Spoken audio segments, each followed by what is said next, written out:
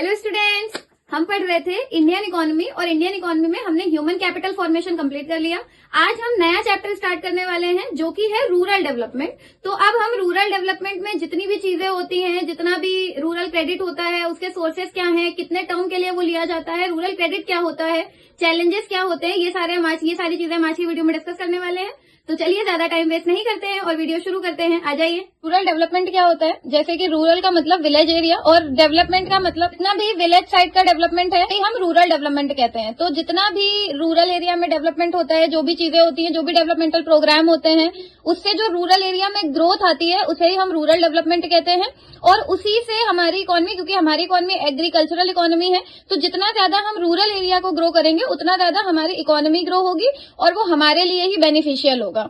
तो rural development की meaning देखते हैं। Rural development meaning: it refers to continuous and comprehensive socio economic process forcing the improving all aspect of rural life. Rural development का मतलब है ये एक कॉन्टिन्यूअस और कॉम्प्रिहेंसिव प्रोसेस है, मतलब ये चलता रहता है लगातार, और ये कॉम्प्रिहेंसिव वाइड टर्म का प्रोसेस है जिसमें रूरल लाइफ के जितने भी एस्पेक्ट होते हैं, भले ही वो एग्रीकल्चर से रिलेटेड हो, भले ही वो ह्यूमन कैपिटल से रिलेटेड हो, लोगों के लिविंग स्टैंडर्ड से रिलेटेड हो, वहां पे जो इन्वायरमेंट है उससे रिलेटेड हो, जितनी भी रूरल लाइफ की चीजें होती हैं उन सब में चेंजेस लाना, उन सब में इम्प्रूवमेंट लाना, इसे ही हम रूरल डेवलपमेंट बोलते हैं। तो कुल मिला के रूरल लाइफ को पूरी तरीके से बदल देना और उसमें बेटर वे में इम्प्रूवमेंट लाना इज रूरल डेवलपमेंट।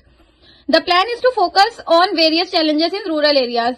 ये जो रूरल डेवलपमेंट प्लान हुआ था, इसका मतलब था कि रूरल एरियाज में जितने भी चैलेंजेस हैं उनको कैसे इंप्रूव किया जा सकता है और क्या क्या चैलेंजेस है जिनको हम खत्म कर सकते हैं।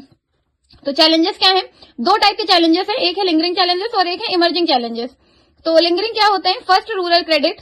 रूरल क्रेडिट मतलब हमारी रूरल इकोनॉमी में आज भी रूरल क्रेडिट इतनी आसानी से नहीं मिलता है। किसानों को बहुत ज्यादा वेट करना पड़ता है, बहुत ज्यादा पेपर वर्क करना पड़ता है, तब जाके उन्हें थोड़ा बहुत क्रेडिट मिलता है। तो सबसे ज्यादा तो रूरल क्रेडिट को फैसिलिटेट किया जाए, रूरल क्रेडिट जितना ज्यादा बढ़ाया जा सके उसको बढ़ाना चाहिए, क्योंकि अगर हमारे यहाँ के फार्मर्स हेल्दी वेल्दी रहेंगे और वो अच्छी क्रॉप ग्रो करेंगे तो हमारी इकोनॉमी ग्रो होगी, अगर हमारी इकोनॉमी ग्रो होगी तो हमारी कंट्री ग्रो होगी।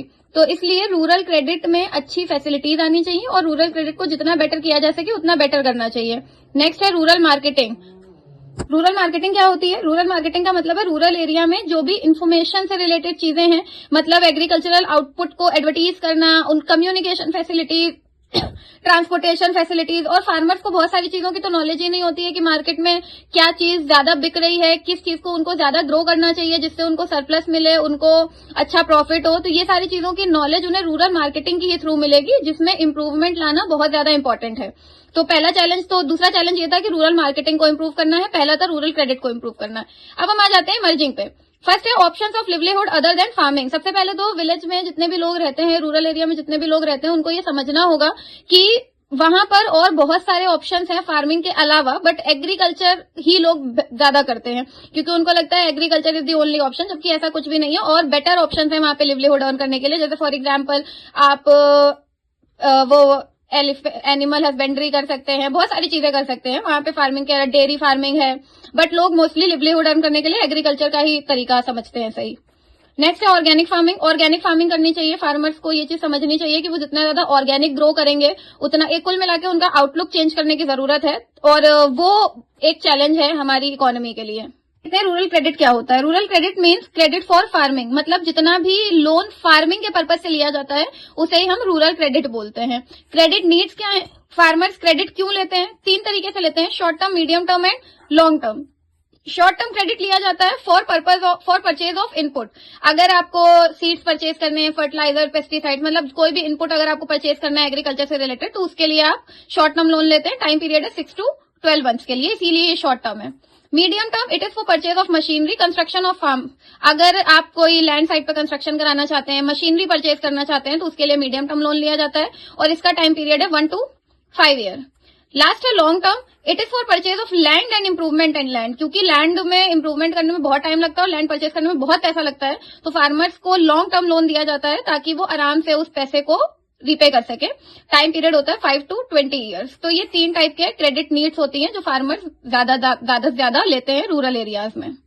तो स्टूडेंट्स, ये था आज का वीडियो। आई होप आपको समझ में आया होगा कि रूरल क्रेडिट की, और रूरल क्रेडिट बहुत इंपॉर्टेंट है, रूरल क्रेडिट कैसे मिलता है, कितने टर्म के लिए होता है। कोई भी डाउट हो तो मुझे कमेंट सेक्शन में बताइए, वीडियो को लाइक करिए, दोस्तों के साथ शेयर करिए और चैनल को सब्सक्राइब करिए। Thank you so much.